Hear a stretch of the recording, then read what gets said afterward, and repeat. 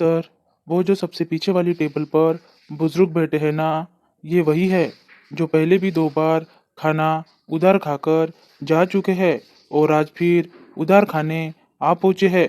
उस रेस्टोरेंट के कर्मचारी ने आकर धीरे से रेस्टोरेंट के मालिक रत्नेश जी से कहा, उनका आज का ऑर्डर कितने का है। रत्नेश जी ने अपने उस कर्मचारी से जानना चाहा। सर, ऑर्डर तो वह कभी ज़्यादा का नहीं करते।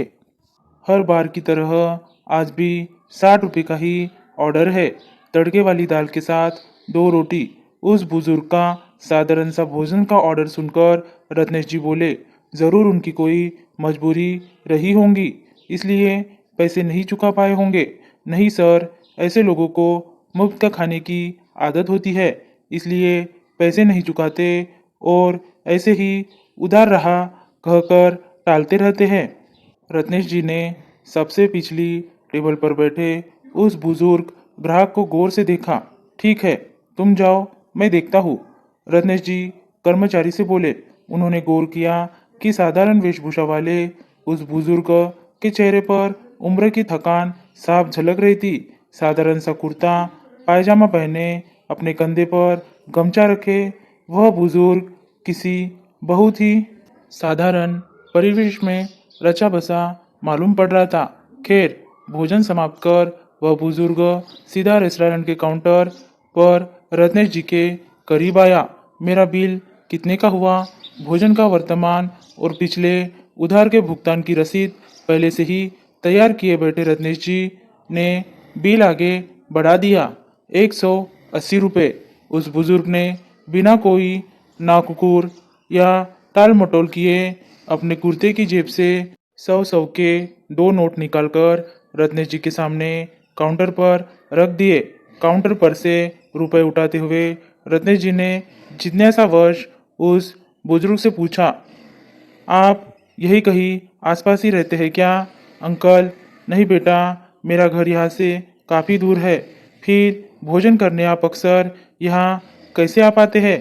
रत्नेश जी ने पूछा, मैं यहाँ एक दुकान में मुंशी का काम करता हूँ और जिस दिन रोटी खाने दोपहर में अपने घर नहीं जा पाता, यहाँ आपके रेस्टोरेंट में आ जाता हूँ। हर रोज जेब में रुपए नहीं होते, इसलिए उधार लगा जाता हूँ, लेकिन आज तनख्वाह मिली है तो जानबूझकर आ गया। अपनी बात पूरी करता वह बुजुर्ग मुस्कुराया। उस बुजुर्ग की उम्र देखते हुए रत्नेश जी खुद को रोक नहीं पाए और एक सवाल पूछ बैठे, घर में आपके बच्चे तो होंगे ना। है ना, बेटा बहू सब है। फिर भी हाथ पांव सलामत होते हुए मुझे मुफ्त की रोटी खाना अच्छा नहीं लगता, लेकिन पहले की तरह मेहनत का काम नहीं कर पाता, इसलिए यहाँ मुंशी के काम पर लग गया हूँ। बुजुर्ग की ईमानदारी और कर्मनिष्ठा से प्रभावित रत्नेश जी का मन हुआ कि भोजन के वह रुपए उस बुजुर्ग को वापस कर दे, लेकिन कई बुजुर्ग के आत्मसम्मान को ठेस ना पहुँचे।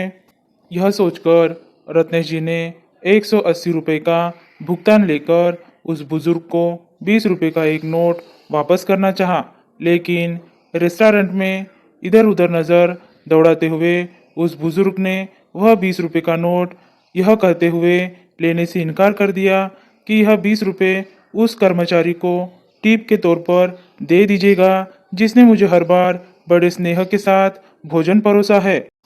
वह बुजुर्ग वहां से चलने को हुए, लेकिन अपने कर्मचारी का उस बुजुर्ग के प्रति छोटी सोच से भरा नजरिया और उस बुजुर्ग का उस कर्मचारी द्वारा परोसे गए भोजन के प्रति कृतज्ञता देख रत्नेश जी उस बुजुर्ग द्वारा कर्मचारी को टिप में दिया गया वह 20 रुपये का नोट अपने हाथ में थामे निशब्द हो गए। धन्यवाद दोस्तों।